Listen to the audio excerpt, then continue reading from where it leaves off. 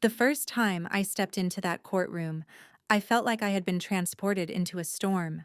The fluorescent lights bounced harshly off the polished wood, casting long shadows that seemed to mimic the weight of the accusations already hanging in the air. I clutched my briefcase tightly, my knuckles white, my heart hammering with a mixture of fear and defiance. Across the room, my ex-husband sat smugly, a picture of confidence that had no business being justified. He looked every bit the man who had controlled the narrative for years, who had always believed that wealth, status, and charm could shield him from scrutiny. "Your Honor," he said when the proceedings began, his voice dripping with venom, "my ex-wife is nothing more than a gold digger, seeking to drain me of my hard-earned assets." His words were sharp, deliberate, and designed to wound. He leaned back in his chair, clearly expecting laughter or agreement from anyone within earshot. I could feel the weight of his gaze, like it was trying to pin me down, but I refused to give it the satisfaction of flinching. I had anticipated attacks like this. I had prepared for them for months.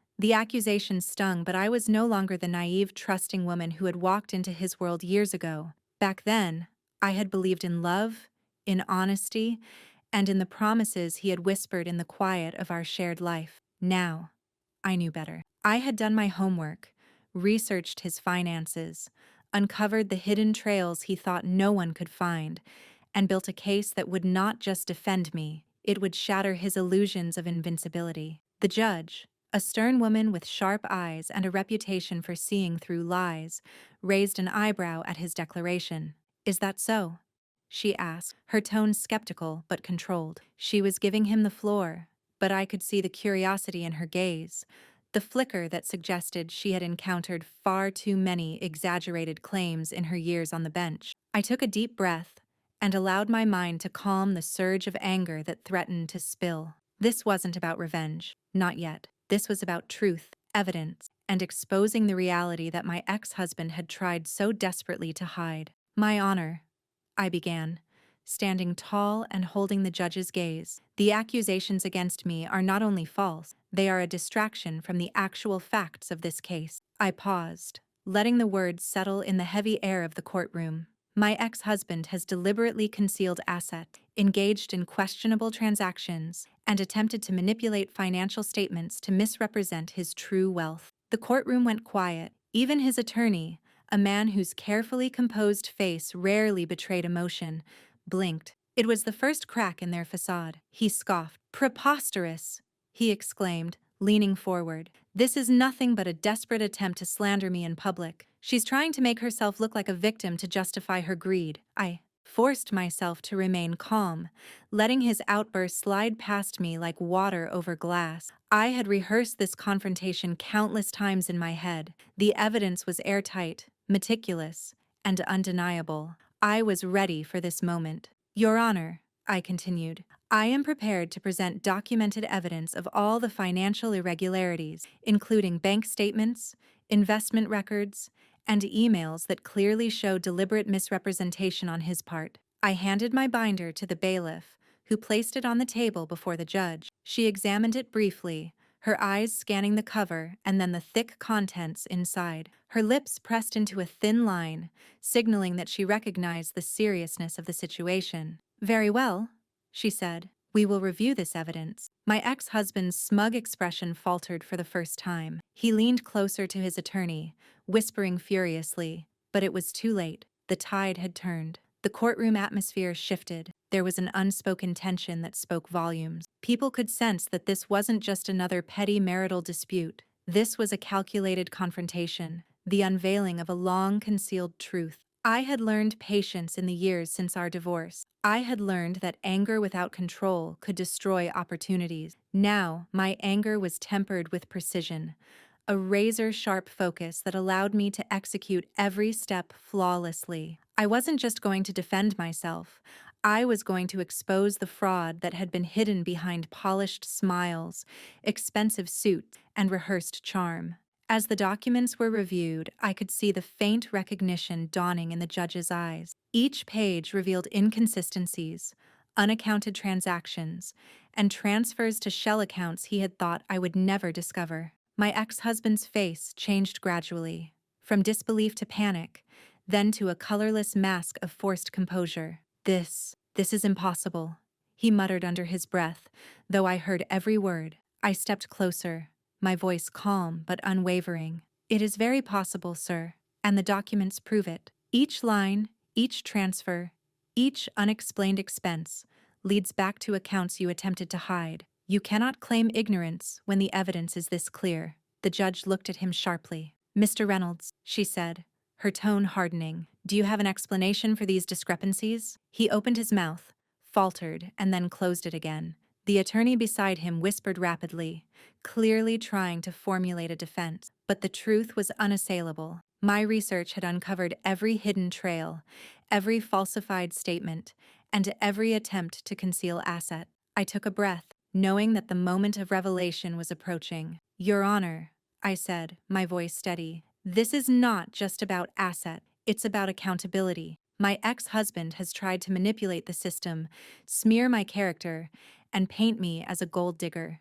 The evidence clearly shows that he is the one who is engaged in deceit and fraud, and it is for this reason that I request the court to consider not only the financial restitution, but also the legal implications of his actions. Whispers rippled through the courtroom. People were leaning forward, eyes wide, sensing the shift in control. The man who had tried to humiliate me publicly was now on the defensive, forced to confront evidence he had assumed would never see the light of day. He looked at me, eyes filled with something between fear and fury. I met his gaze without flinching. The tables had turned completely. The man who had once belittled me, mocked my career, and attempted to tarnish my reputation was now exposed. And I had done it all calmly, meticulously, and without a single misstep. The judge adjusted her glasses, scanning the documents again. Ms. Palmer, she said, it appears that you have substantial evidence to support your claims. I nodded, maintaining my composure.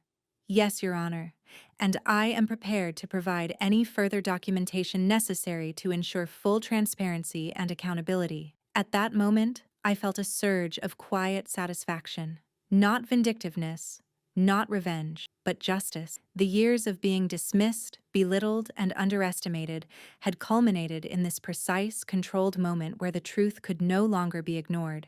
As the judge called for a brief recess to review the documents further, I took a deep breath. The storm had begun, and I was finally in the eye of it. My ex-husband's insults, his attempts at character assassination, had been nothing compared to the power of documented truth, meticulous planning, and unwavering determination. I knew the path ahead was not over.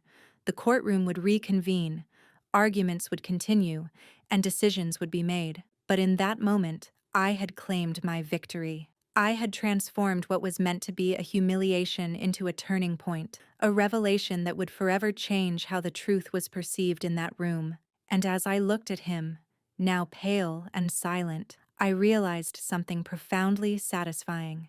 The gold digger he accused me of being was nothing compared to the woman who had uncovered his fraud, stood her ground in court, and refused to be intimidated. That day, in the harsh fluorescent light of the courtroom, I learned that real power does not come from wealth or arrogance. It comes from knowledge, preparation, and the courage to stand up for the truth, no matter how deep the deception runs. After the courtroom confrontation, I knew the hard work had only just begun. My ex-husband's lies were many, but his mistakes were even greater. He had underestimated one critical thing: my persistence. For years, I had honed my skills as a forensic accountant, quietly building a network of contact and learning how to uncover financial deception. That knowledge, once theoretical, was now my most powerful weapon. I returned home that evening, my mind buzzing with strategies. I spread out every piece of information I had gathered over the past months on the dining room table: bank statements, invoices, property deeds, tax filings. Each document was a thread, and I intended to weave them into a tapestry that would leave him exposed. I opened my laptop, diving into years of public records and online filings. At first glance, everything seemed normal, until I began to notice subtle discrepancies: small transfers labeled vaguely, shell corporations listed under unfamiliar names, assets that didn't match declared income. Every anomaly became a clue, every unexplained transaction a potential key to unraveling the facade he had so carefully constructed. I spent hours that night cross-referencing property records with tax documents, following money trails that twisted through multiple states, sometimes even overseas. Each discovery fueled me, not with vengeance, but with clarity. I realized he had built an empire of deceit, but like all poorly constructed empires, it had weak points. One wrong move,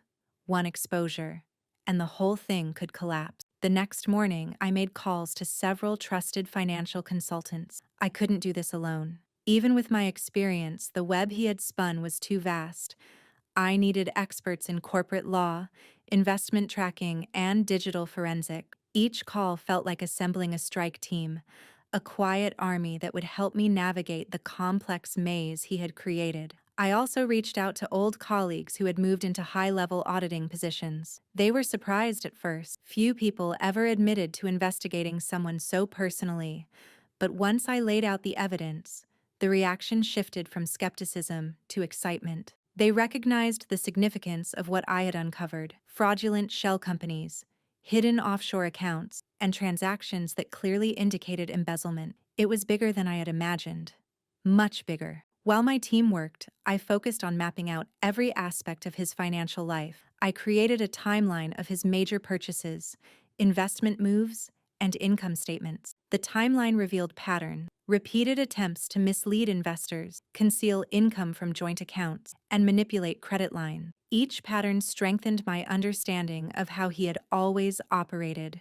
He wasn't just reckless, he was systematic. The emotional weight of the discovery hit me intermittently. Memories of the marriage, once sweet, now felt tainted by deception. Every lavish vacation, every extravagant gift he had insisted on as proof of love, suddenly became evidence of manipulation. I forced myself to compartmentalize. This wasn't about reliving the past. It was about building an airtight case for the future. I needed focus, not fury. In the following weeks, I shifted my routine entirely around this investigation. Early mornings were for reviewing documents, afternoons were reserved for calls with analysts, evenings were for preparing summaries that would eventually be submitted to the court. I started labeling files meticulously, color-coding evidence, and creating digital backups to ensure nothing could be lost or tampered with. Every step was intentional, deliberate,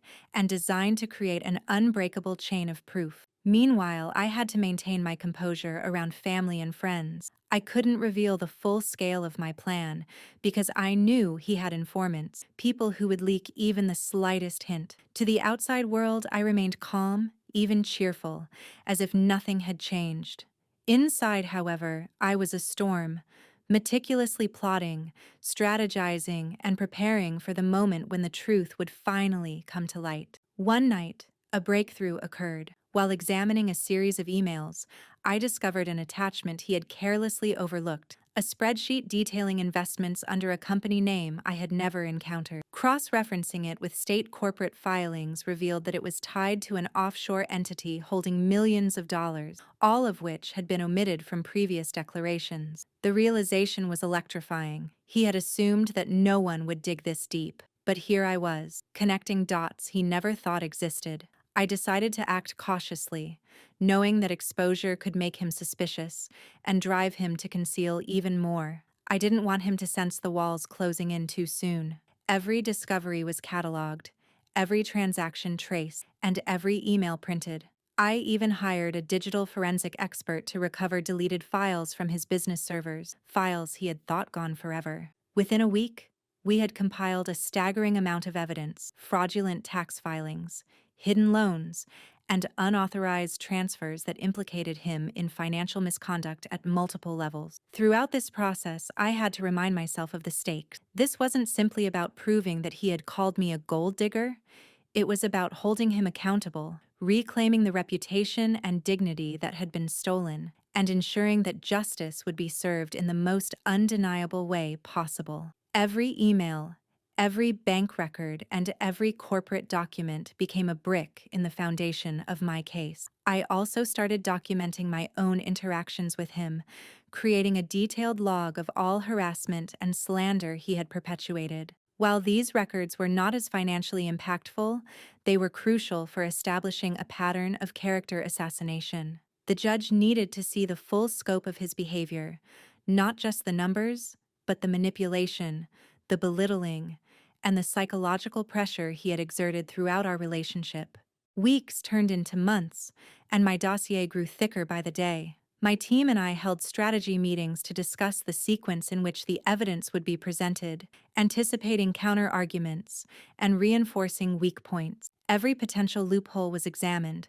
Every question that could arise in court was rehearsed. By now, the narrative had shifted. He was no longer just my ex-husband. He was a figure whose misdeeds were waiting to be fully unveiled before an audience of authority. Finally, after months of relentless digging, organizing, and preparation, I felt the moment of truth approaching. The courtroom would soon see the full breadth of his deceit, a carefully constructed exposé built from years of meticulous work. I felt a strange calm at the prospect. The tension had evolved into a quiet confidence. I had turned every insult, every belittling comment into motivation. And now, armed with evidence and strategy, I was ready to turn the tables completely. I knew that once the evidence was laid bare, there would be no escape for him. No smirk, no charm, no empty words could reverse what I had uncovered. He had spent years assuming he could manipulate perception, but I had become the counterforce, the one who could finally expose the truth. And when that day came, the courtroom would not just see a woman defending herself, they would witness a masterclass in perseverance, preparation, and undeniable truth. For the first time since our divorce, I felt the thrill of control. This wasn't just about money or reputation anymore. This was about empowerment, justice, and reclaiming what had been stolen from me. My ex-husband had treated me as a joke, dismissed my career, and belittled my intelligence. But now, I was the one holding the pen. I was writing the chapter in which the liar, the deceiver, would finally face the consequences. And deep down, I allowed myself a small private satisfaction, the knowledge that his own arrogance had led him to underestimate me. Every time he called me a gold digger, he unknowingly provided fuel for the fire I was now harnessing. The court would soon see him for exactly what he was, and I would finally reclaim my dignity, my career, and my narrative in a way he never anticipated. The day of the hearing arrived with an intensity I could feel in my bones.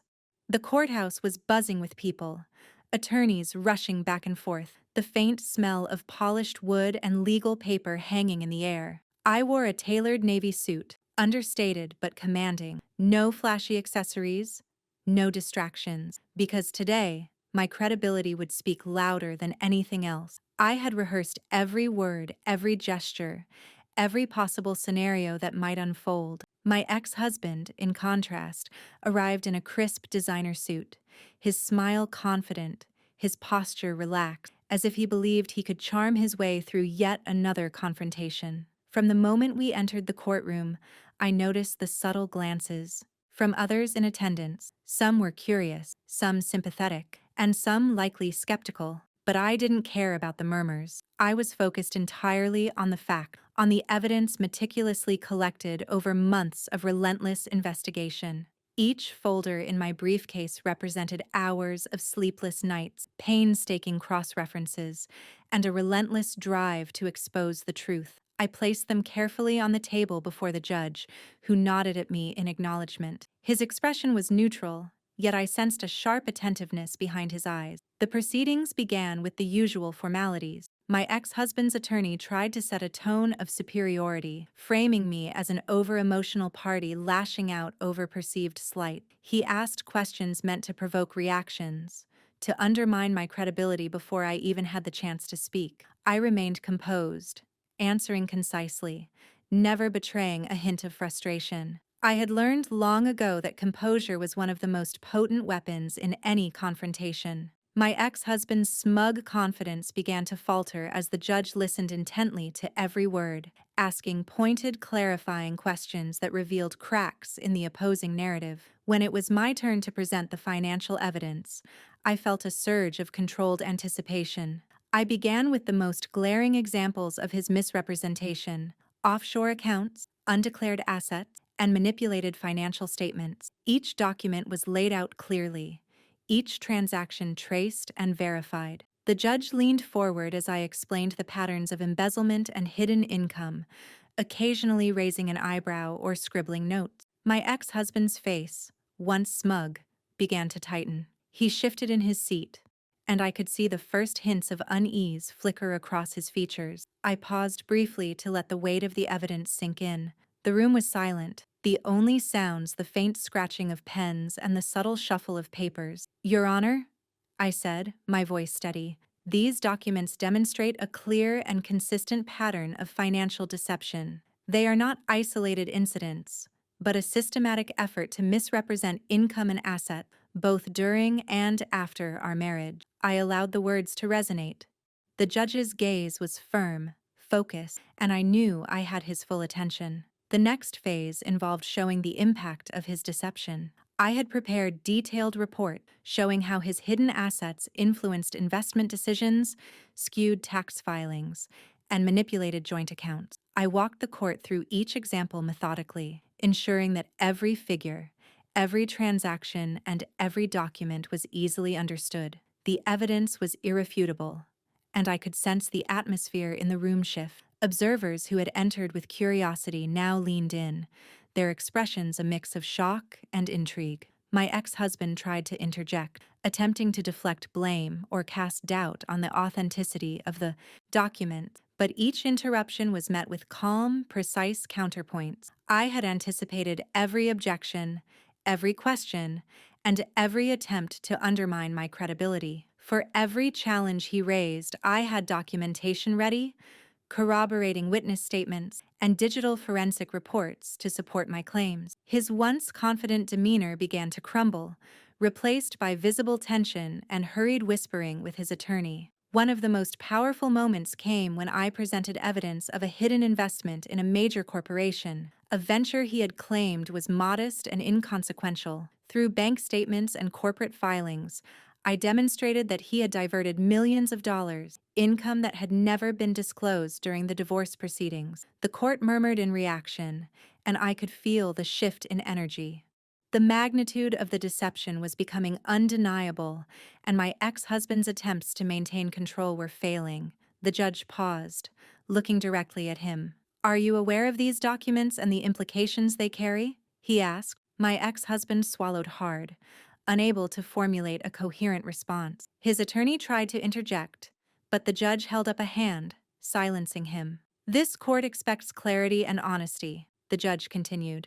"Misrepresentation of this nature is taken very seriously." The words hung heavily in the air. I then introduced testimony from financial experts who had analyzed the transactions independently. Each expert reinforced the narrative I had constructed, verifying the existence of offshore accounts, fraudulent transfers, and discrepancies in reported income. The room was filled with an undeniable sense of authority and truth, and my ex-husband's defenses were unraveling in real time. He tried to maintain composure, but his eyes betrayed him. He realized that the carefully constructed facade he had relied on for years was collapsing before the court. As I concluded my presentation, I allowed myself a moment to breathe, knowing that this chapter of the confrontation had been executed flawlessly. "Your Honor," I said, summing up, "the evidence is clear, consistent, and corroborated. My ex-husband's actions constitute financial deception on multiple levels, and it is imperative that the court take this into account in all related proceedings."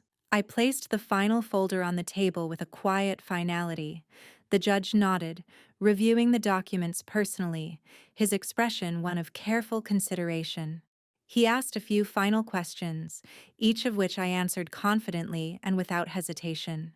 My ex-husband's attempts to explain away the discrepancies were feeble, and each rebuttal I had prepared dismantled his arguments efficiently. The courtroom had shifted from a space where he held perceived power to one where I commanded attention, authority, and undeniable credibility. By the end of the session, it was clear who held the upper hand. My ex-husband's face was pale, his earlier confidence completely gone. The judge, having carefully considered the evidence, expressed that the case would require thorough review, but signaled that my findings had substantial weight. For the first time in years, I felt a profound sense of justice, not vindictive, but righting the wrongs that had been perpetuated through deception and arrogance. Walking out of the courtroom, I felt the weight of months of effort lift slightly. The confrontation had not ended, but the narrative had shifted irreversibly. I had exposed the truth, dismantled the lies,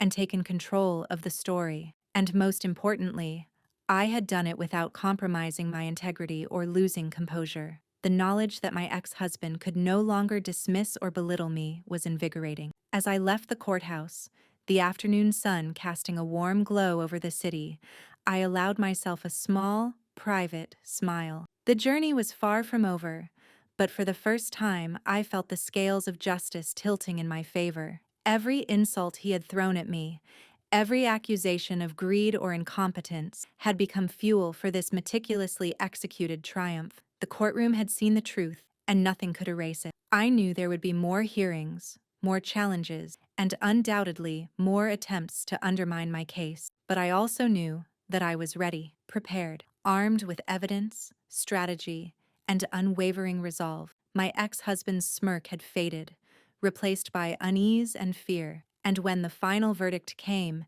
it would reflect not just the fact, but the meticulous preparation and relentless determination that had brought the truth into the light. For the first time in what felt like a lifetime, I walked out of a courtroom feeling empowered, validated, and unshakable. The battle was far from over, but the foundation of victory had been firmly laid, and the truth, at last, was undeniable. The days following the courtroom showdown were tense, filled with a restless anticipation that gnawed at me. I spent hours reviewing the transcripts, cross-checking the evidence I had presented, and preparing for the inevitable rebuttals. My ex-husband's legal team was relentless, submitting motions, objections, and attempts to discredit both me and my witnesses. But I was ready. Every counter-argument they produced had already been anticipated, cataloged, and addressed in my meticulous preparations. The feeling was a mix of exhaustion and quiet exhilaration. I knew the next hearing would be decisive, and I intended to leave no room for doubt. On the day of the final hearing, the courthouse felt different. It was as if the air itself had changed, heavy with expectation and the unspoken awareness that a long-standing injustice might finally be corrected. I arrived early, as always, to check the courtroom, review the evidence one last time, and center myself for the confrontation ahead. My legal team arrived shortly after, a quiet but formidable presence, ready to support me in every detail. We reviewed the exhibits again, ensuring everything was in perfect order. Every copy of a bank statement, every affidavit, every witness statement was accounted for and ready for presentation. When the court session began, the room was filled with spectators, some curious onlookers, some family members, and some journalists who had caught wind of the drama. The judge entered with a measured authority, taking his seat with a quiet command that immediately settled the room. The air of tension was palpable, a mix of anxiety and anticipation. My ex-husband entered with a forced confidence, but I could sense the subtle signs of his apprehension, the tight grip on his briefcase, the slight tremor in his hands, the occasional glance toward me that betrayed unease. The hearing commenced with my ex-husband's attorney attempting a final effort to undermine my credibility. He framed me as overly emotional, accusing me of letting personal grievances cloud my judgment and judgment of the fact. I listened calmly, taking notes, letting each statement hang in the air without immediate reaction. I knew that reactionary defensiveness would only serve him. My strength lay in composure, in the undeniable clarity of truth. The judge, as always, listened attentively, his eyes occasionally narrowing, reflecting a keen discernment that seemed to measure both fact and character simultaneously. When it was my turn to speak, I rose slowly, placing a final binder of exhibits on the podium. I began by recounting the sequence of events leading up to the court case, how my ex-husband had misrepresented financial statements, hidden assets, and manipulated joint accounts during and after our marriage. I described in detail the evidence, highlighting the corroborating documents, the expert analyses, and the verified bank transfers. Each word was deliberate, each point emphasized with calm authority. I could sense the weight of the courtroom shifting. Every observer, every participant, was now attuned to the narrative I had constructed with care and precision. Next, I presented the culmination of my investigation, the uncovering of his offshore accounts and the fraudulent diversion of funds to obscure shell companies. I explained how these hidden assets had directly impacted decisions about investments, taxes, and shared property. The courtroom was silent, the gravity of the revelation settling like a physical weight. My ex-husband's face, once composed, now betrayed panic, a subtle tightening around the eyes, a slight flush of color, a nervous tap of his fingers on the polished table. I held my gaze steady, unflinching, allowing the undeniable evidence to speak louder than any words I could utter. Then came the pivotal moment. I introduced testimony from a financial auditor, a specialist who had independently traced the flow of money and verified every hidden transaction. The expert presented clear visual charts of account movements, demonstrating a deliberate pattern of deception. I watched as my ex-husband's attorney attempted to object, but the judge dismissed him with a firm hand, signaling that the court would allow the facts to remain unchallenged. The auditor's words were precise, technical, and irrefutable. The pattern of concealment, fraud, and manipulation was laid bare, undeniable to any impartial observer. I paused, letting the significance of the evidence resonate. "Your Honor," I said, my voice calm but firm, "this is not about personal animosity. This is about accountability.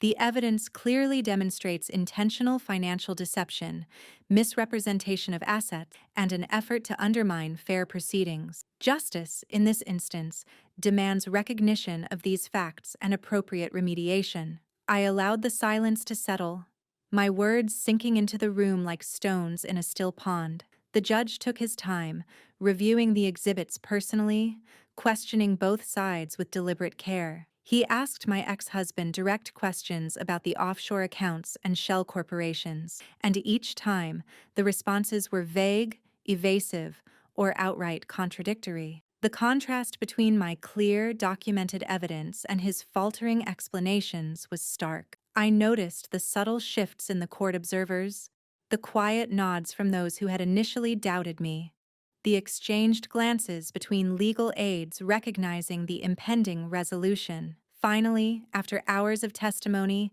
document reviews, and legal arguments, the judge called for a recess to deliberate. My heart pounded, but I remained composed. Every second of preparation, every late night spent cross-referencing financial statements, every calculated step of investigation had led to this critical juncture. I knew the truth was on my side, and that was a powerful assurance in itself. When the court reconvened, the atmosphere was taut with anticipation. The judge's expression was unreadable, yet there was a subtle weight in his presence that signaled he had carefully considered every piece of evidence, every statement, every nuance. He cleared his throat and began to speak, his voice measured, deliberate, and commanding. After thorough review of the presented evidence, the court finds substantial and irrefutable documentation demonstrating intentional misrepresentation and concealment of financial assets by the defendant. He began.